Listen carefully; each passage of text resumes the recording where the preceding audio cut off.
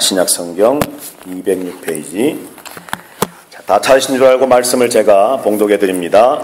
베드로가 이 말을 할 때에 성령이 말씀 듣는 모든 사람에게 내려오시니 베드로와 함께 온 할례 받은 신자들이 이방인들에게도 성령 부어주심으로 말미암아 놀라니 이는 방언을 말하며 하나님 높임을 들음이르라. 이에 베드로가 이르되 이 사람들이 우리와 같이 성령을 받았으니 누가 능히 물로 세례 베품을 금하리요 하고 명하여 예수 그리스도의 이름으로 세례를 베풀라 하니라. 그들이 베드로에게 며칠 더 머물기를 청하니라. 아멘.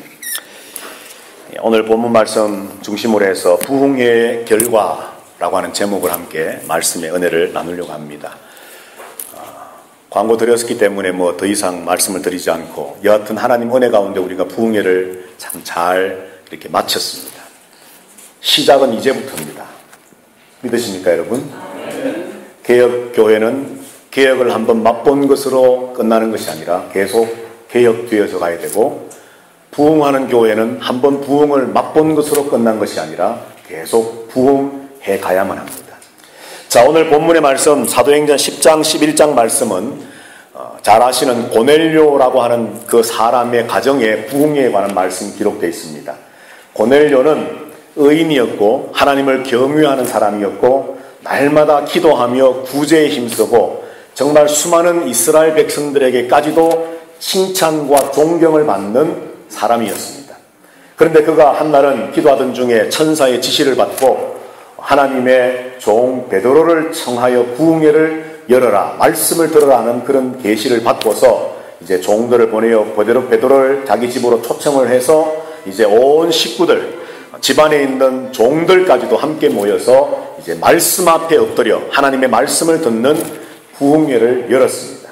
그리고 그 부흥회 마친 다음 그 결과의 말씀이 오늘 우리가 읽은 44절부터 말씀이고, 그리고 베드로가 부흥회를 마친 다음에 예루살렘으로 돌아가서 예루살렘에 있는 성도들에게 부흥회에 다녀온 결과를 나누고 보고하는 내용이 11장에 기록이 되어 있습니다.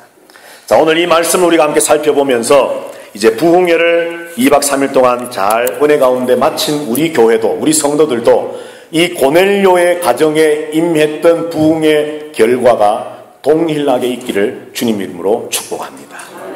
자, 먼저 그 결과를 보시기 전에 오늘 사도 베드로를 통해서 하나님께서 이 고넬료의 가정에 전한 복음의 말씀이 요약된 내용이 36절 말씀부터 43절까지 말씀에 있습니다. 36절에 보면 만유의 주 되신 예수 그리스도로 말미암아 화평의 복음을 전하사 이스라엘 자손들에게 보내신 말씀. 그러면서 베드로는 지금 화평의 복음, 예수 그리스도에 관한 복음의 말씀을 힘있게 증거했습니다. 38절 9절 말씀에 보면 하나님이 나사렛 예수에게 성령과 능력을 기름 붓듯 하셨음에 그가 두루 다니시며 선한 일을 행하시고 마귀에게 눌린 모든 사람을 고치셨으니 이는 하나님이 함께 하셨습니다. 우리는 유대인의 땅과 예루살렘에서 그가 행하신 모든 일의 증인이라.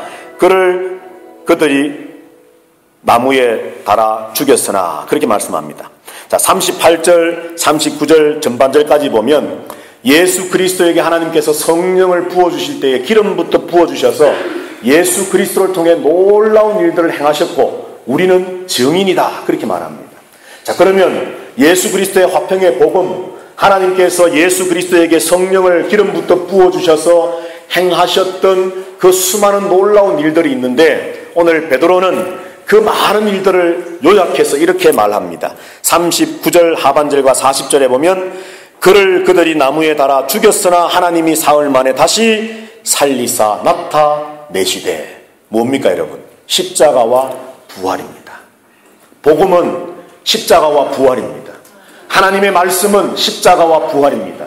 예수가 행하신 모든 일들을 두 단어로 요약한다면 십자가와 부활입니다. 베드로가 고넬료의 집에 찾아가서 고넬료의 집에서 부흥회를 개최해서 말씀을 시간 전하면서 많은 말씀을 전했겠지만 그 말씀에 요약된 내용이 화평의 복음, 예수 그리스도를 통해 하신 일, 다시 말해 십자가에 죽어주셨고 그가 부활하셨다라고 하는 놀라운 복음을 증거했습니다. 42절 3절 말씀에 보면 우리에게 명하사 백성에게 전도하되 하나님이 살아있는 자와 죽은 자의 재판장으로 정하신 자가 곧 이 사람인 것을 증언하게 하셨고 그에 대하여 모든 선지자도 증언하되 그를 믿는 사람들이 다 그의 이름을 힘입어 죄 사함을 받는다 하였느니라. 아멘. 그러므로 베드로는 이 일에 우리가 증인이 되었는데, 그런데 그 예수 그리스도는 십자가에 죽으시고 부활하시는 것으로만 끝난 것이 아니라 42절에 보니까 하나님께서 살아있는 자와 죽은 자의 재판장으로 세우시니가 예수 그리스도라고 말합니다. 다시 재림하실 것이고 온 세상 만물을 믿는 자들은 구원하시고 믿지 않는 자들은 심판하실 바로 그 재판장 되시는 예수 그리스도, 그리고 그를 믿는 사람들, 43절에 그의 이름을 힘입는 사람들, 그의 이름을 부르는 자들에게는 죄 사함이 있다, 구원이 있다라고 하는 복음을 전했다는 것이죠. 여러분, 예수 그리스도를 믿으십니까? 예수님의 어떤 것을 믿으십니까? 바로 십자가와 부활입니다. 그리고 그가 장차 오셔서 세상을 심판하실 것이라고 하는 믿음입니다. 그리고 그분에게만 사도행전 4장에서 말씀한 것처럼 다른 이름, 구원받을 만한 다른 이름을 우리에게 주시지 아니하였고 오직 예수 그리스도의 이름을 힘입고 그를 믿는 자에게만 죄 사함과 구원이 있다는 이 사실을 우리가 믿는 것입니다. 그러면서 44절로 이제 넘어오면서 베드로가 이 말을 할 때에, 이 복음을 전할 때에 놀라운 일들이 있었습니다. 부흥의 결과가 있었습니다.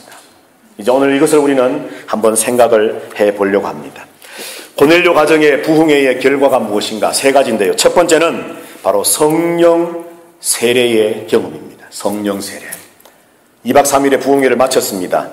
여러분들, 우리에게도, 우리 아름다운 교회에도, 저와 여러분의 심령 속에도 성령 하나님의 기름 붓듯 하시는 놀라운 역사와 그의 임재하심과 세례의 역사가 있게 되기를 주님의 이름으로 축복합니다. 자, 여러분들 오늘 본문에 보시면 이제 44절을 우리 다 같이 한번 읽어보실까요? 4절 5절 시작. 베드로가 이 말을 할 때에 성령이 말씀 듣는 모든 사람에게 내려오시니 베드로와 함께 온 할례 받은 신자들이 이방인들에게도 성령 부어주심으로 말미암아 놀라니. 아멘. 베드로가 이 말을 할 때에, 복음을 전할 때에 하나님의 생명의 말씀, 예수 그리스도의 십자가와 부활과 그가 재판장 되셔서 장차 오심으로 세상을 심판하시고 구원하시고 그를 믿는 자에게만이 구원이 있다는 복음을 외칠 때에, 그 말을 할 때에 어떻게 했다고요? 말씀 듣는 자들에게 성령이 내려오셨다 말합니다. 성령이 내려오셨다. 그리고 45절에서는 성령 부어주셨다라고 말합니다. 다른 표현이지요. 자, 11장으로 가셔서 11장 15절 16절 같이 한번 읽어보겠습니다. 시작. 내가 말을 시작할 때에 성령이 그들에게 임하시기를 처음 우리에게 하신 것과 같이 하는지라. 내가 주의 말씀에 요한은 물로 세례를 베풀었으나 너희는 성령으로 세례를 받으리라 하신 것이 생각났노라. 아멘. 11장 15절에 보니까 내가 말을 시작할 때에, 복음을 전할 때에 성령께서 그들에게 임하셨다. 그런데 그때 내가 말씀이 기억났는데, 예수님께서 하신 말씀이 기억났는데, 요한은 너희에게 물로 세례를 주지만 나는 너희에게 성령으로 세례를 줄 것이다, 불세례를 줄 것이다 라고 하는 말씀이 떠올랐고, 아, 이것이 우리에게만이 아니라 이방인에게도 주어지시는 하나님의 역사구나 하는 것을 깨달았다라고 베드로가 보고하고 있습니다. 자, 여기 10장 44절 5절 11장 15절 16절을 보면 성령이 내려오셨다, 성령을 부어주셨다, 그리고 성령이 임하셨다, 성령의 세례다 라고 하는 말들이 나옵니다. 똑같은 현상, 똑같은 일을 지금 여러 가지 각도로 달리 표현해서 말씀을 하고 있습니다. 성령이 임하시고 내려오시고 성령을 부어주시고 성령으로 세례를 받는 이런 역사가 부흥회에 참여했던 고넬료의 집 안에 모여있던 말씀 듣는 자들에게 결과로 나타났다는 겁니다. 여러분, 부흥회는요, 참석하면서 잠깐 도전받고 유레카 이거로 끝나는 게 아닙니다. 성령의 기름 부으심, 성령의 세례, 성령의 임재하심, 성령의 부어주심의 놀라운 은혜를 체험하고 그 성령과 함께 계속해서 부흥, 다시 붙자, 일으킬 흥자, 다시 계속 일어나는 역사가 일어나는 것이 부흥회의 결과가 되어야만 합니다. 우리 아름다운 교회에 바로 이런 부흥의 결과가 있게 되기를 주님의 이름으로 축복합니다. 자, 여러분들 성령 세례라고 하는 말씀이 나왔으니까 어떤 분들은 이렇게 생각하실지도 모릅니다. 예수 믿을 때 성령 세례 받은 게 아닌가? 그러면 우리에게 또 성령 세례 받으라면 처음 받았던 성령의 세례는 뭐지? 라고 생각하실지도 모릅니다. 맞습니다. 우리가 예수 그리스도를 믿을 때에 성령께서 우리 가운데 임하셨습니다. 그것이 성령의 세례입니다. 그런데 여러분, 성경은 우리에게 말씀하시기를 여러 가지로 성령을 표현하시는 것 중에 성령을 소멸하는 불이라 비유하신 말씀이 있습니다. 이 말씀이 뭐냐 하면 내 안에 성령이 들어오셔서 성령으로 하지 아니하고서는 예수를 주라 할 자가 없고 성령의 역사하심이 있어야만 예수를 나의 주 나의 하나님으로 믿고 고백하고 구원받는 역사가 성령의 첫 출발의 역사로 성령의 기름 부으심과 세례로 되어지는 일이지만 이미 내 안에 성령이 있지만 믿는 자들에게 그러나 우리가 계속해서 그 성령이 역사하시기를 간구하고 기도하고 믿음으로 성결하게 살아가는 말씀으로 살아가는 그 노력과 삶으로 나타낸 성도의 삶이 없어질 때에 내 안에 계시는 성령께서 마치 불이 꺼지는 것처럼 식어지시고 잠잠히 기다리신다는 겁니다. 그런 성도들에게 하나님은 오늘 말씀하시기를 다시 성령에 부어주신, 다시 성령에 내려오신, 다시 성령의 선물을 주신, 다시 성령의 세례를 받으신 것 같은 성령의 역사가 있어야 될 것을 말씀합니다. 오늘 우리 아름다운 교회에도 부흥회를 마친 이후에 말씀드렸던 것처럼 우리가 2014년에 정말 유명한 강사를 모시고 부흥회 한 번 했다. 그것을 자랑 삼아 추억거리 삼아 살아가는 성도가 아니라 그것을 시발점으로 해서 계기로 해서 성령의 충만함이 성령의 세례가 성령의 기름 부으시고 임재하시고 역사하심이 우리 속에 날마다 일어나서 고넬료의 가정에 성령의 역사가 있었던 것처럼 우리 아름다운 교회 안에도 이런 성령의 역사가 있게 되기를 주님 이름으로 축원합니다. 두 번째 부흥의 결과가 무엇인가 하면 성령 받음에 연결되어져서 10장 말씀 다시 돌아가서 보시면 46절 말씀입니다. 제가 읽겠습니다. 46절 전반절만. 이는 방언을 말하며 자, 그 다음 또 11장으로 가셔서 11장 18절 우리 다 같이 읽습니다. 시작. 그들이 이 말을 듣고 잠잠하여 하나님께 영광을 돌려 이르되 그러면 하나님께서 이방인에게도 생명 얻는 회개를 주셨도다 하니라. 아멘. 방언과 생명 얻는 회개라고 하는 두 단어를 일단 여러분들 기억을 하시고요. 자, 조금 전에 우리가 보았던 것처럼 성령이 내려오시고 임하시고 부어주시고 세례를 받는다 말씀을 했는데 17절을 보면 또 이렇게 말씀을 합니다. 11장 17절 그런즉 하나님이 우리가 주 예수 그리스도를 믿을 때에 주신 것과 같은 선물을 그들에게도 주셨으니 내가 누구이기에 하나님을 능히 맡겠느냐 하더라. 자, 성령 세례 받은 것을 성령이 임하시고 성령을 부어주신 것을 오늘 베드로는 말하기를 주 예수 그리스도를 우리가 믿을 때에 받았던 동일한 선물을 그들도 받았다라고 말합니다. 자, 그러니까 여기서 말씀을 연결해 보면 성령이 그들에게 임한 것 자체가 뭐라는 겁니까? 하나님의 선물이라는 겁니다. 성령 이꼴 선물입니다. 자, 그런데 10장으로 여러분들 다시 돌아가셔서 10장 45절 말씀해 보면 45절 베드로와 함께 온 할례 받은 신자들이 이방인들에게도 성령 부어주심으로 말미암아 놀라니라고 되어 있습니다. 성령 부어주심으로 말미암아 놀라니. 그러면은 오늘 이 본문 말씀을 읽으면 성부 하나님이나 성자 예수님께서 그들에게 성령을 부어주신 것처럼 이해되지 않습니까? 그런데 우리 한글 성경에 아주 중요한 단어가 빠져 있습니다. 성령 부어주심이라고 하는 그 말 가운데 성령의 선물을 부어주심이라고 되어 있습니다. 그러니까 선물이라고 하는 말이 10장 45절에 빠져 있습니다. 자, 다시 한번 정리해 볼까요? 성령이 오신 것은 뭐라고요? 하나님의 뭐라고요? 선물이고, 그런데 그것 자체가 바로 성령 자신께서 우리에게 주시는 선물이다라고 말합니다. 자, 그런데 여러분들 이제 신앙생활 오래 하신 분들은 알지요? 선물, 은사, 헬라어로 뭡니까? 카리스마. 그런데 오늘 본문의 10장과 11장에 기록된 이 선물이라고 하는 말은 카리스마가 아닙니다. 도레아라고 합니다. 제일 끝에 아의 악센트가 도레아, 말 그대로 선물입니다. 카리스마는 카리스라고 하는 은혜에서 만들어진 단어입니다. 그러니까 하나님의 은혜, 그 은혜를 주신 그것이 선물이기 때문에 그것을 헬라 사람들은 카리스마 해서 은사, 선물 이렇게 표현을 했는데, 오늘 여기 본문에 기록된 말씀은 그 카리스마가 아니라 도레아, 하나님의 선물, 진짜 그야말로 기프트, 선물입니다. 자, 단어는 다르지만 의미는 비슷한 것인데, 중요한 것이 뭐냐 하면 성령이 우리에게 오시는 것 자체가 하나님의 선물이고, 그리고 그 선물이 뭐냐? 성령께서 역시 우리에게 주시는 선물이라는 겁니다. 이 말씀을 통해서 하나님께서 우리에게 하시고자 하는 말씀이 뭡니까?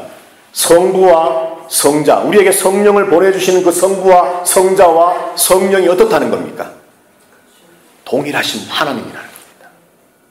성령 자체가 우리에게는 선물인데, 그런데 그 선물이 성령이 주시는 선물이면서 동시에 성부가 성자가 주시는 선물임을 오늘 이 말씀이 우리에게 말하면서 성부, 성자, 성령이 삼위일체 한 하나님 되심을, 동일하신 하나님 되심을 말씀을 하고 있다는 것이죠. 오늘은 성령 강림 주일입니다, 여러분. 4월 20일 날 우리가 부활절을 지키고 50일째 되면서 이제 원래 원칙적으로 하면 부활절 바로 전날 토요일 날 안식일로부터 시작해서 50일째 되는 날 이제 오늘 바로 성령 강림절, 오순절입니다. 오늘 우리가 이 부흥의 결과의 말씀을 살펴보면서 성령을 한번 생각을 해보는데, 바로 하나님께서 우리에게 성령을 부어주시고 성령의 선물을 주시고, 그래서 그 성령의 선물, 하나님의 선물로 말미암아 부흥의 결과를 보여주셨는데, 도대체 그러면 그 선물이 뭐냐? 오늘 본문에 보았던 것처럼 방언과 생명 얻는 회개라고 말합니다. 하나님의 선물, 성령의 선물을 두 가지로 말씀합니다. 그런데 방언은 그러면 성령 받은 사람은 다 방언해야 되느냐? 아닙니다. 이런 은사들은 각자의 믿음의 분량을 따라 성령께서 각 사람에게 나누어 주시는 그야말로 선물 은사입니다. 그래서 누구는 방언을 받을 수도 있고 받기도 했고, 어떤 사람은 방언을 받지도 않기도 했고, 각각의 사람들에게 따라 믿음의 분량과 그들의 형편과 처지를 따라 성령께서 이 사람에게 필요한 은사가 선물이 무엇일까를 따라 나누어 주시는 은사 중에 하나가 방언입니다. 오늘 제가 여러분들과 함께 나누기를 원하는 것은 생명 얻는 회개의 선물입니다.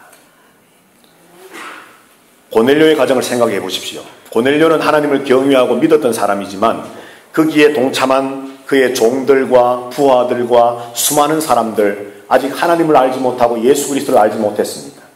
고넬료도 어쩌면 하나님을, 구약의 하나님을 경외하고 있었을지 모르지만 십자가와 부활의 예수 그리스도를 몰랐을지도 모릅니다. 다시 말해 아직 예수님을 모르는 초신자라는 거죠. 그들에게 복음이 전해질 때에 그들에게 성령이 임하고, 그리고 그 성령의 선물이 주어졌는데 그 선물이 뭐냐? 구원의 회개였습니다. 여러분, 부흥회에는 결과는 바로 회개가 있어야 됩니다. 예수를 아직 똑바로 믿지 못했던 자들에게는 첫 구원의 경험이 되어지는 생명 얻는 회개가 있어야 되고, 예수 그리스도를 나의 주 나의 하나님으로 믿고 섬기고 따르는 제자의 삶을 이미 살고 있는 성도들에게는 내 삶 속에, 내 생활 속에 하나님 앞에 정결하지 못하고 거룩하지 못하고 성도답지 못했던 삶을 끊임없이 회개하는 회개가 부흥회의 결과로 나타나면 합니다. 입술로는 주여 주여 하고, 주님, 내가 주님 앞에 살지 못했습니다, 회개하지만 삶의 변화가 없는 것을 여러분들 회개하셔야 됩니다. 장사하는 분들 가격을 속이면 안 됩니다. 저울을 속이면 안 됩니다. 사람들을 만날 때에 두 마음을 품고 만나면 안 됩니다, 여러분. 이런 것까지라도 하나님 앞에 회개해야 됩니다. 이것 없이는 성령이 소멸하십니다. 성령이 우리 가운데 오셔서 우리 가운데 충만하게 역사하시고 날마다 부흥의 역사가 일어나고 부흥의 이후에 아름답고 복된 성령의 부어주시는 성령의 선물의 결과가 우리에게 있기 위해서는 회개가 있어야 됩니다. 사도행전 8장에 보면 베드로와 요한이 모여있는 사람들에게 기도해 줍니다. 기도할 때마다 막 성령이 임하십니다. 그 광경을 보았던 시몬이라고 하는 자가 베드로에게 찾아옵니다. 돈을 드릴 테니까 나도 그런 능력 좀 행할 수 있도록 좀 주십시오. 나에게 좀 그 능력을 좀 파십시오. 베드로가 대노하면서 네가 하나님의 능력을 모르는도다. 오해하고 있도다. 네가 그 돈과 함께 망할 것이다. 이것은 하나님이 주시는 선물이다 말씀합니다. 성령은 하나님이 주시는 선물입니다. 그리고 그 성령의 선물은 구원의 회개입니다. 오늘 부흥회를 마친 저와 여러분들에게 날마다 회개의 역사가 있기를 바랍니다. 세 번째로 부흥회의 결과가 무엇인가? 우리 다 같이 한번 또 10장 말씀 46절 제가 읽겠습니다. 46절 10장 46절 하반절 하나님 높임을 들음이러라. 아멘. 하나님을 높였습니다. 자, 11장으로 가셔서 다시 18절 말씀 제가 읽겠습니다. 그들이 이 말을 듣고 잠잠하여 하나님께 영광을 돌려 이르되 그러면 하나님께서 이방인에게도 생명 없는 회개를 주셨도다 하니라. 아멘. 지금 이 11장의 18절에 있는 말씀은 고넬료 가정의 사람들의 모습이 아니고 베드로가 예루살렘으로 돌아가서 부흥의 결과를 보고할 때에 그 보고를 듣는 자들입니다. 자, 두 장면입니다. 실제 부흥에 동참한 고넬료의 집에 모여있는 사람들이 부흥에 참석하고 복음의 말씀을 듣고 성령의 선물을 받고 회개하고 나서 그것으로 끝이 아니라 마지막은 하나님을 높이는 거였습니다. 그리고 베드로가 부흥회를 마치고 돌아가서 예루살렘에 가서 자기의 부흥회 인도를 했던 경험들과 그리고 부흥회 때 경험했던 많은 이야기들을 전해주었을 때 그 이야기를 들은 예루살렘에 있는 성도들이 하나님께 다 같이 영광 돌렸다라고 말합니다. 부흥회의 마지막 결과는 오직 하나님께 영광입니다. 믿으십니까 여러분? 오해 없이 들으셔야 됩니다. 우리의 기억 속에 김충건 장로님이 기억되면 안 됩니다. 하나님이 기억돼야 됩니다.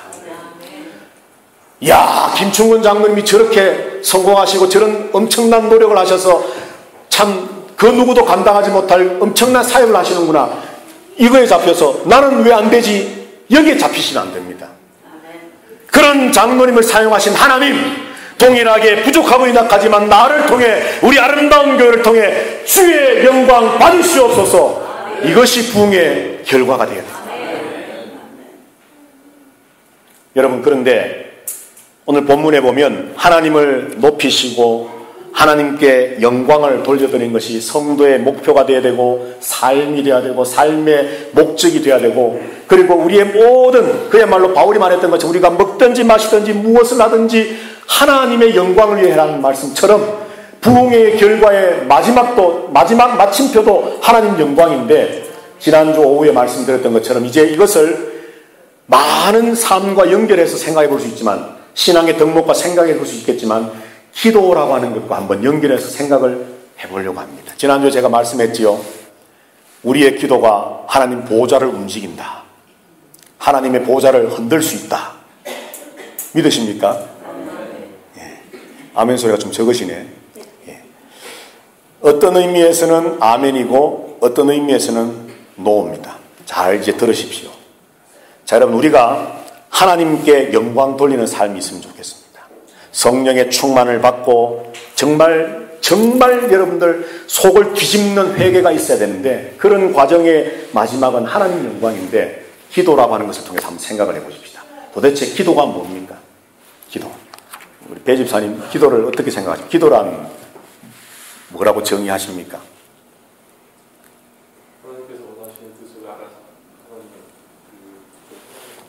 하나님의 뜻을 알아서 그것을 행하는 것이 기도다. 아주 수준 있는 대답 아닙니까? 다른 교회 가면 들을 수 없는 대답입니다. 다른 교회 가면 아마도 대부분 이렇게 대답할 겁니다. 내게 필요한 것을, 내게 있어야 할 것을, 굳이 예를 든다면 돈, 건강, 명예, 권력 등등으로 대변될 수 있는 그런 살아감에 있어서 내게 필요한 것들을 아버지 허락해 주시고 나에게 주십시오. 분명히 거기에도 하나님의 허락과 하나님의 뜻이 있습니다. 하나님의 뜻을 따라 그런 것들을 내게 주십시오. 나의 필요를 채워주십시오. 이것이 기도다. 맞습니다, 여러분. 자녀인 우리들이 그렇게 구해야지요. 달라고 해야지요. 그런데 기도는 거기서 그치지 않습니다. 조금 전에 말씀드린 것처럼 기도를 정의해 본다면 기도는 하나님의 영광을 구하는 겁니다. 믿으십니까? 기도는 하나님의 뜻을 구하는 건데 하나님의 영광을 구하고 하나님을 높여드리는 것이 기도입니다. 자, 왜 그런가 한번 생각을 해보십시다. 자, 누가복음을 보면 11장 말씀에 예수님께서 주 기도문을 가르쳐 주셨습니다. 그러면서 너희는 이렇게 기도하라 말씀하면서 주 기도문을 가르치시고 나서 한밤중에 친구가 찾아와서 떡을 좀 빌려달라고 하는 비유를 드시면서 그 친구가 밖에서 계속 문을 두드리면서 떡을 좀 빌려달라, 우리 집에 손님이 왔으니까 한밤중에 왔는데 아무것도 대접할 것이 없는데 좀 빌려달라 하니까 이 친구가 벌써 잠이 들었는데 귀찮아서 안 주고 싶지만 그 친구가 계속 문을 두드리면서 강청하니까 어쩔 수 없이 주지 않겠느냐. 그러면서 예수님 하시는 말씀이 하물며 너희 아버지께서 구하는 자에게 안 주시겠느냐 라고 말씀을 합니다. 자, 여기까지만 들으면 이야, 그렇구나. 하나님한테 때만 쓰면 되는구나. 울면서 막 발버둥치면 하나님 주세요, 좀 달라니까요, 주실 때까지 기도만 하면 하나님도 못 이겨서 주시는구나 라고 생각하면 전혀 성경이 말씀하지 않는 내가복음으로 흐르는 겁니다. 누가복음이 아니고 내가복음. 자, 그 말씀을 잘 보시면 구하라, 찾으라, 두드리라는 말씀이 있습니다. 마태복음과 똑같이. 그 구하는 자에게, 찾는 자에게, 두드리는 자에게 너희에게 마태복음은 좋은 것을 주시리라 말씀하고 누가복음에서는 성령을 주시리라 말씀합니다. 그런데 잘 들으십시오. 구하라, 찾으라, 두드리라는 이 말씀이 무엇을 의미하느냐 하면 예배를 의미합니다. 예배. 자, 따라합시다. 기도는 예배다. 믿으십니까, 여러분?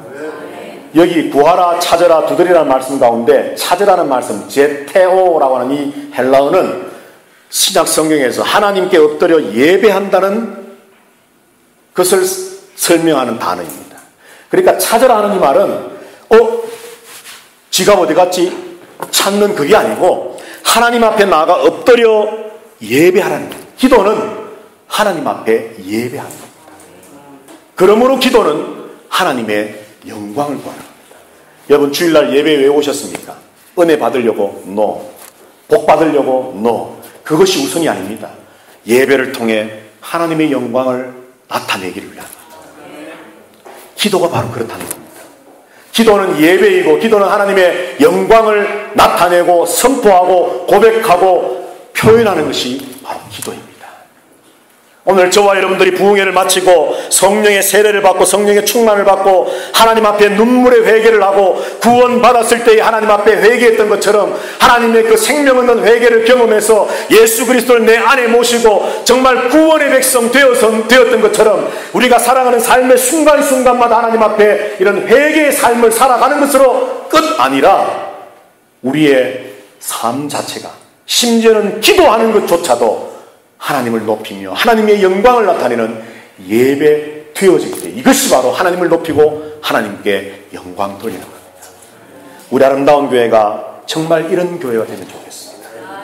2박 3일의 부흥회의 뜨거운 열기가 시간이 딱 지나면서 확 쏟아져서 식어져 버리는 것이 아니라 계속해서 성령의 기름 부으심과 계속해서 회개와 계속해서 기도와 함께 하나님 앞에 예배하는 심정으로, 하나님을 찾는 심정으로, 은을 찾듯이 금을 찾듯이 감추어져 있는 보화를 찾듯이 하나님을 찾으며 하나님 앞에 엎드려 예배하는 그 심정으로 주님의 영광을 나타내며 하나님 앞에 기도하며 예배하는 자, 그가 부흥의 중심에 설 것입니다. 두 번째로 기도가 무엇이냐 한번 따라해 보십시다. 기도는 제사이다, 제물이다. 예, 제물이다. 자, 여러분들 한번 성경을 한번 찾아보십시다. 저 뒤편으로 가셔서 요한계시록, 이 말씀은 우리가 같이 읽으면 좋겠습니다. 여러분, 토요일날 아침 7시에 좀 이런 시간이지만 우리가 지금 요한계시록을 같이 공부하고 있습니다. 여러분들 토요일날 아침에 나오셔서 같이 공부하면 참 좋겠습니다. 요한계시록 말씀을 지금 저도 배워가고 있고 우리 집사님들과 함께 같이 공부하며 배워가고 있는데, 토요일 아침 7시에 나오셔서 계시록의 공부에 동참하십시오. 자, 5장, 계시록 5장 8절. 우리 다 같이 5장 8절 읽습니다. 시작. 그 두 마리를 취하심에 내 생물과 24장로들이 그 어린 양 앞에 엎드려 각각 검은고와 향이 가득한 금 대접을 가졌으니 이 향은 성도의 기도드리라. 아멘. 하늘 천상의 교회의 모습을 하나님이 환상 가운데 요한에게 보여주셨습니다. 그런데 그 장면 중에 하나가 24장로들, 다시 말해서 모든 성도들 전체를 대표하고 상징하는 이 24장로들이 손에 검은고 하프를 들고 연주도 하고 또 그 손에 금 대접을 들었는데 거기에 향이 가득히 담겨 있는데 그 향이 뭐라고요? 성도들의 기도라 그럽니다. 자, 이 5장 8절 말씀은 그 모티브가 어디 있냐 하면은, 원래의 원형의 이미지가 어디 있느냐 하면 구약의 제사 광경입니다. 제사장들이 하나님 앞에 제사하는 모습입니다. 자, 여러분들, 하나님 앞에 구약의 백성들이 제사할 때에 양을 잡아서 피를 뿌리고 그리고 각을 떠서 그 고기를 태워서 어떻게 합니까? 연기를 내면서 그 연기를 어떻게 하지요? 하나님 앞에 올려드립니다. 그게 번제입니다. 그 향을, 제물을 태우는 그 향을 하나님께 드리는 것이 구약에서 설명하고 있는 제사입니다. 오늘 본문에 24장로들이 금대접을 가지고 그 안에 향이 가득 담겨 있는데 그 향이 성도들의 기도다라고 말씀하면서 구약의 제사의 모습을 가져와 가지고는 약간 변형을 해서 제물을 태우는 향이 아니라 성도들의 기도가 그 향이 되어서 하나님께 올라간다라고 말씀을 합니다. 그러면 여기서 말씀하는 향, 성도들의 기도는 구약 성경에 나오는 무엇과 연결되는 겁니까? 제물이죠. 제물. 예. 우리의 기도가 제물입니다. 구약 성경에 보면 하나님 앞에 죄를 용서받으려고 할 때에 여러 가지 이유 때문에 하나님 앞에 제사하는데, 그 중에 한 가지가 기도에 대한 응답을 간절히 요구하고 사모할 때에 하나님 앞에 역시 제사합니다. 오늘 이 제사의 그림을 계시록에서 환상으로 보여주신 이유가 뭐냐 하면, 바로 그와 같이 성도들의 기도가 구약에서 하나님이 보여주셨던 그림자였던 그 제사가 바로 성도들의 기도라고 말씀하면서 계시록 5장 8절이 우리의 기도가 바로 그 구약의 제사라 말합니다. 제물이란 말입니다. 그런데 여기서 한 가지 빠져있는 것이 뭐냐 하면, 구약의 제사라고 한다면 분명히 피가 있는데, 죽음이 있는데, 우리가 기도할 때 여러분들 피를 보고 기도합니까? 내가 죽고 기도합니까? 아니잖아요. 그러면 내 기도가 구약의 제물이라 그러는데, 도대체 우리 기도가 제물이 된, 나는 피 흘린 적도 없고 죽는 적도 없는데 어떻게 내 기도가 제물이 되지? 어떻게 됩니까? 예, 제가 그랬지요. 교회에서 목사가 물을 때에 잘 모르면 무조건 예수 그리스도만 대답하면 최소한 99점은 받습니다. 1점 정도는 다른 게 또 대답될 수 있습니다. 예수 그리스도께서 단번에 완전히 영원하도록 십자가의 죽으심으로 그 제사를 완성하셨습니다. 우리는 그 제사, 예수님의 죽으심을 의지해서 기도하기 때문에 더 이상 피 흘릴 필요도 없고 죽을 필요도 없습니다.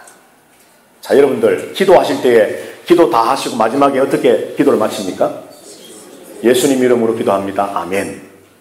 왜 하십니까 그거? 예? 그냥 기도 다 하고 끝내려니까 좀 뭔가 말을 덜 끝낸 것 같아서 그렇게 합니까? 왜 그렇게 도대체? 왜 기도 다 하고는 예수님 이름으로 기도합니다. 아멘 합니까? 여기에 놀라운 성경적이고 신학적인 의미가 있는데, 첫째 이유는 요한복음에서 예수님이 그렇게 하라고 명령하셨기 때문에 하는 거고, 그죠? 그건 누구나 다 알 수 있는 거고, 진짜 중요한 또 하나의 귀한 내용이 뭐냐면, 여러분 우리가 기도할 때에 방금 말씀드린 것처럼 우리의 기도가 제물인데, 누가 죽으셨음, 누가 피 흘리셨음의 공로를 의지해서 우리가 기도하는 제물이 되었다고요? 예수님. 왜 우리가 예수님 이름으로 기도합니다 라고 하느냐 하면, 그 의미 속에는 주님, 내가 이렇게 많은 것들을 기도했는데 내 기도가 예수의 십자가를 의지하는 기도입니다. 주님, 아버지, 내 기도가 예수님의 피 흘리심을 의지하는 기도입니다. 나를 위해 죽어주시고 나를 위해 십자가에서 죽으신 다음에 3일 만에 부활하시고 구원의 성취와 완성을 이루신 예수 그리스도, 단번에 완전하고 영원한 제사를 드림으로 구약의 그림자로 보이셨던 그 제사를 완성하신 예수 그리스도, 참 희생 제물 되신 그분의 공로를, 그분의 이름을, 그분을 의지하여 내가 기도합니다. 이것이 바로 예수님 이름으로 기도합니다라고 하는 의미 속에 담겨져 있는 성경 신학적인 의미입니다. 우리의 기도는 제물입니다. 여기서 한 걸음 더 나가서 우리의 기도하는 우리들은 그러므로 제사장들입니다. 여러분. 제사장. 빌립보서 디모데 후서 4장 6절에 보면 사도 바울이 자기가 죽을 날을 바라보면서 내가 이미 전제와 같이 부음이 되었고 나의 달려갈 길을 다 마쳤다라고 말하면서 전제와 같이 부음이 되었다. 다시 말해서 내가 제물처럼 하나님 앞에 부어졌다라고 자기 자신을 제물이라고 말합니다. 로마서 15장 16절에서는 하나님께서 나를 복음의 일꾼 삼으셔서 복음의 제사장 삼으심으로 이방인들을 제물로 하나님 앞에 제사하도록 나를 일꾼 삼으셨단 말하면서 자신을 또 제사장이라고 소개합니다. 우리는 우리 자신이 제물이면서 동시에 제사장입니다. 그런 우리가 드리는 기도는 단순히 돈을 구하고 건강만을 구하고 어떤 성공을 구하고 어떤 인생의 행복과 즐거움만을 구하는 기도가 아니라, 하나님, 내가 예수 그리스도가 제물되어 죽으신 것처럼 나도 그분을 따라 죽습니다. 나를 통해 하나님의 영광이 나타나고 나를 통해 하나님의 구원의 역사가 나타나고 나를 통해 이방인들이 하나님 앞에 제물로 드려지는 하나님의 그 제사가 완성되어지기를 소망합니다. 이것이 바로 기도라는 겁니다. 이것이 기도입니다. 세 번째로 아주 중요한 것이 또 있습니다. 6장으로 가셔서 계시록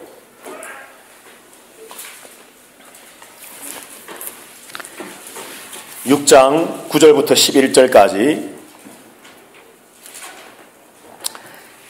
우리 다 같이 읽도록 하겠습니다. 시작. 다섯째 인을 떼실 때에 내가 보니 하나님의 말씀과 그들이 가진 증거로 말미암아 죽임을 당한 영혼들이 제단 아래에 있어 큰 소리로 불러 이르되 거룩하고 참되신 대주제여 땅에 거하는 자들을 심판하여 우리 피를 갚아주지 아니하시기를 어느 때까지 하시려 하나이까 하니 각각 그들에게 흰 두루마기를 주시며 이르시되 아직 잠시 동안 쉬되 그들의 동무종들과 형제들도 자기처럼 죽임을 당하여 그 수가 차기까지 하라 하시더라. 아멘. 자, 이제 5장에서 하나님 오른손에, 성부 하나님 오른손에 두루마리가 들려져 있었습니다. 7개의 인이 붙어있는, 자물쇠가 잠겨져 있는 책을 가지고 계십니다. 예수님이 일찍이 죽임당하신 어린 양 예수 그리스도가 그 책을 받았습니다. 6장 1절에 보면 이제 내가 봄에 어린 양이 7인 중에 하나를 떼시는데 예수님께서 이제 자물쇠를 하나하나 열기 시작하시며 하나씩 뗄 때마다 이 땅에 심판이 주어지는데, 오늘 방금 읽었던 6장 9절 말씀에 보니까 다섯째 인을 떼실 때에 5번째 자물쇠를 열었습니다. 그런데 9절부터 11절까지 아무리 보아도 심판했다는 내용이 없습니다, 여러분. 그냥 내용이 뭐냐 하면 인을 떼셨더니만, 자물쇠를 열었더니만 한마디로 말해서 순교한 성도들이, 하늘에 있는 성도들이 하나님 아버지 앞에 기도한 내용이 본문에 기록되어 있습니다. 그런데 그 기도의 내용이 뭡니까? 하나님, 복수 좀 해주세요. 내 원한을 갚아주십시오. 아니, 그거 아닙니까, 여러분? 10절을 보세요. 큰 소리로 불러 이르되 거룩하고 참되신 대주제여 땅에 거하는 자들을, 여기 땅에 거하는 자들은 사탄의 추종자들을 심판하여 우리 피를 갚아주지 아니하시기를 어느 때까지 하시려 하나이까? 하나님, 왜 우리 원수 좀 안 갚아주십니까? 복수를 왜 안 해주세요? 이야, 이거구나. 오늘부터는 복수의 칼을 갈자. 노입니다. 뒷부분 잘 들으셔야 됩니다. 자, 구약에도 보면 다윗이 여러분, 시편에 보면 내 원수를 멸하시고 내 원수를 짓밟아 주시고 내 원수를 이 땅에서 도말시켜 주시고 싹 없애달라는 겁니다. 그래서 이 복수의 기도, 원한의 기도는 구약 때부터 있습니다. 야, 다윗이 어떻게 그런 기도를 하지? 성군이라면서 원수를 사랑하라 하셨는데 이거는 하나님의 말씀이지만 이상하다. 계시록의 마지막 구원의 완성을 말씀하는 요한계시록에서 아니, 하늘에 있는, 그것도 땅에 있는 우리들처럼 육체를 가진 것도 아니고 하늘에 있는 지금 성도들이, 순교자들이 하나님 앞에 주여 복수 좀 안 해주십니까? 언제까지 복수를 미루십니까? 이상하다. 왜 이런 기도를 했지? 그런데 여러분, 잘 들으셔야 됩니다. 자, 첫 번째 기도는 뭐라 그랬습니까? 예배라 그랬죠. 두 번째 기도는 제물이라 그랬습니다. 제사장이라 그랬습니다. 세 번째 기도는 왕노릇함입니다. 자, 따라해 봅시다. 기도는 왕노릇함이다. 하나님의 왕권에 동참하는 겁니다. 오늘 이 기도의 핵심적인 내용은 하나님 복수해 주십시오, 이것이 아니고 인간의 말로 표현하니까 그런 것인데 이 기도의 내용이 뭐냐 하면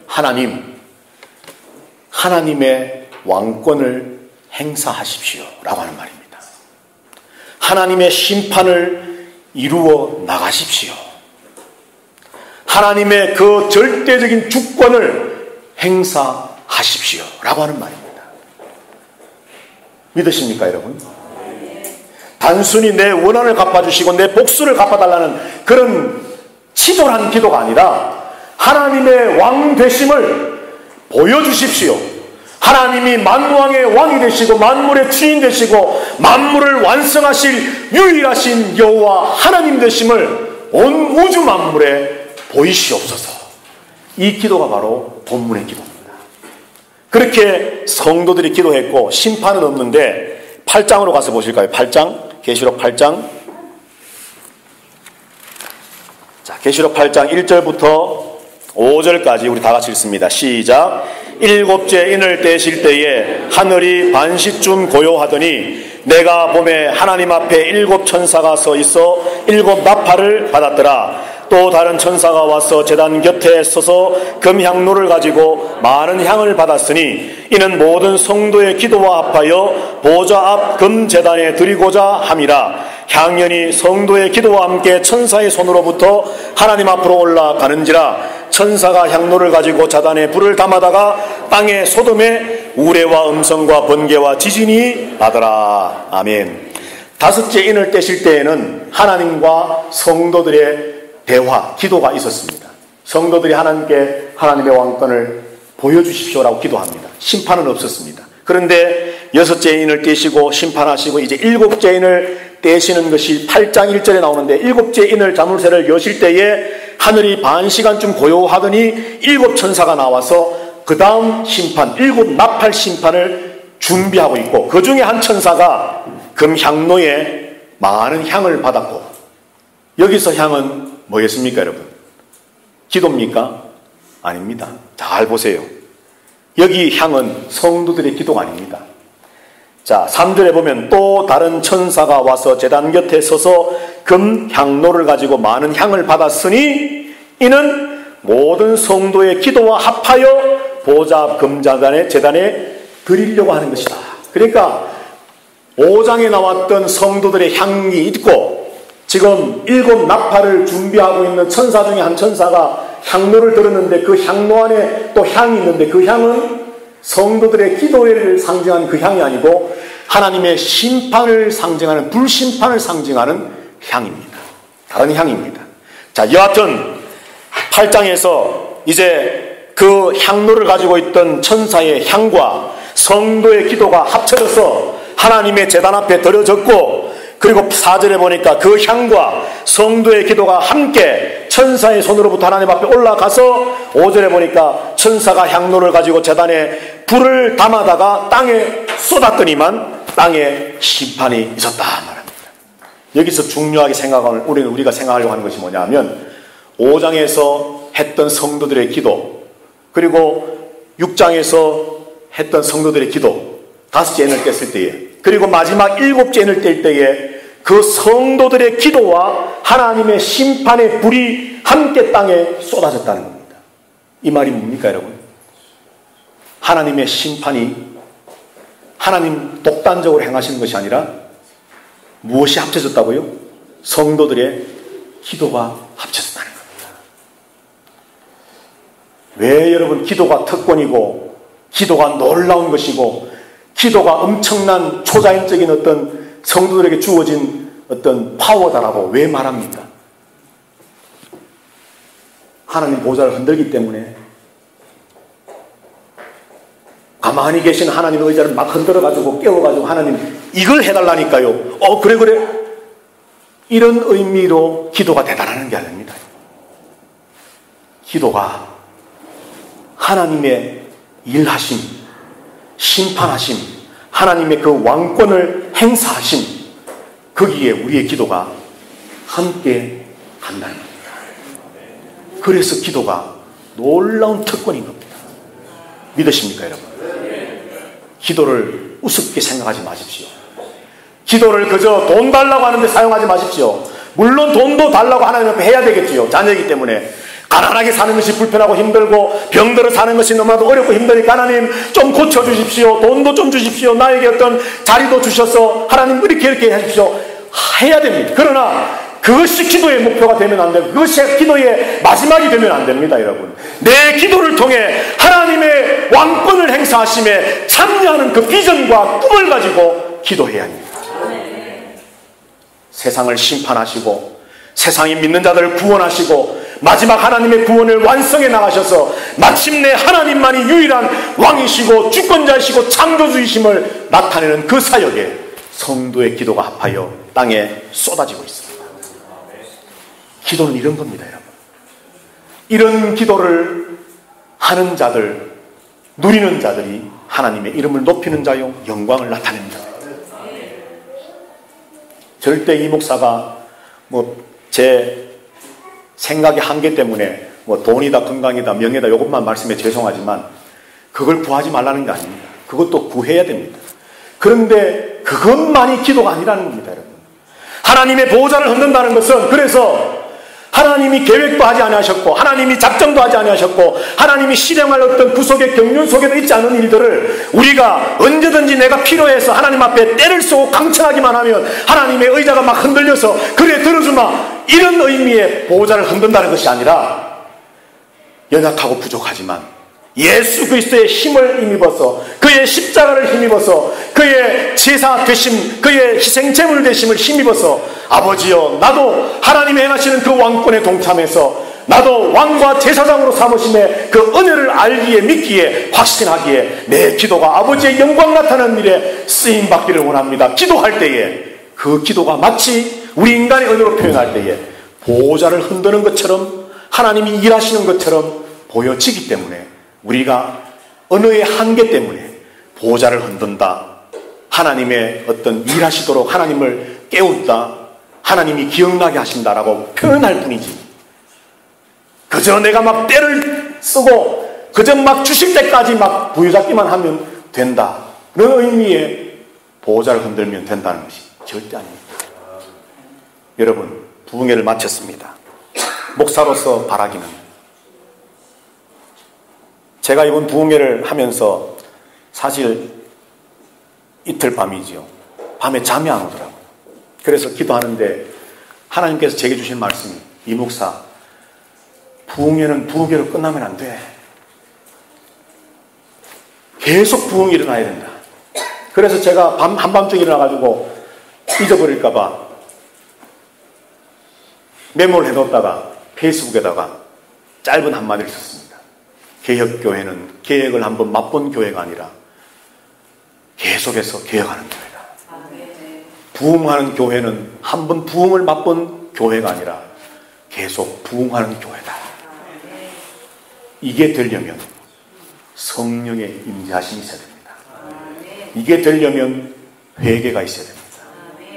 이게 되려면 기도가 있어야 됩니다. 여러분, 기도만이 아니고 봉사도 마찬가지입니다. 우리의 봉사가 예배입니다. 성경에 보시면 봉사라고 하는, 영어로 서비스라고 하는 말이요, 똑같은 단어가 다른 곳에서는 예배로 번역되어 있습니다. 헌금, 고린도전서에 보면 헌금 나오지 않습니까? 구제금도 나오고 돈에 관한 것. 그런데 그 바울 서신에 보면 그 헌금이라고 하는 단어가 다른 곳에서는 하나님께 엎드려 예배한다는 말로 번역되어 있습니다. 헬라어가 마치 여러분들, 우리 똑같은 말이 배 그러면 이 배도 되고, 하늘의 배, 바다에 떠는 배도 되고, 또 먹는 배도 되는 것처럼 똑같은 단어인데, 그런 것과 좀 다르지만 헬라어는요, 한 단어가 여러 가지 의미를 나타내는데, 헌금이라든지 봉사라든지 기도라든지 모든 것들이 다 예배라고 하는 의미의 단어들과 연결이 됐다는 걸 우리가 원어를 공부하면 발견하게 되는데, 꼭 기도만이 아니라 모든 것이 그렇다는 거죠. 그런데 오늘 우리가 기도를 생각했는데, 기도는 예배입니다. 하나님을 찾는 것이고, 기도는 내가 제물 되는 것이고, 내가 제사장으로서 이방을 제물 삼아 하나님 앞에 올려드리는 것이고, 기도는 하나님의 왕권에 내가 왕으로, 제사장으로, 왕같은 제사장으로, 왕이 되어 제사장이 되어 그 왕권에 함께 동참하는 겁니다. 이것이 기도고, 이것이 부흥의 결과가 되어야 됩니다. 우리 아름다운 교회가 이제 부흥회를 마쳤습니다. 혹은 내년에, 혹은 또 그 다음 해에 우리는 또 어쩌면 귀한 강사를 모시고 부흥회를 할지도 모릅니다. 또 하게 될 겁니다. 그러나 여러분, 바라기는 오늘 이 베드로 사도행전 10장 11장 말씀을 기억하십시오. 고넬료의 가정, 그들이 부흥회를 했더니만 성령이 임하셨고 회개 역사가 있고, 그리고 그와 함께 기도의 역사가 있는데, 예배와 제물과 왕노릇함, 이것이 유지되어져 갈 때에 부흥은 유지되어져 갈 것입니다. 이런 교회, 이런 성도 되시기를 주님의 이름으로 축복합니다.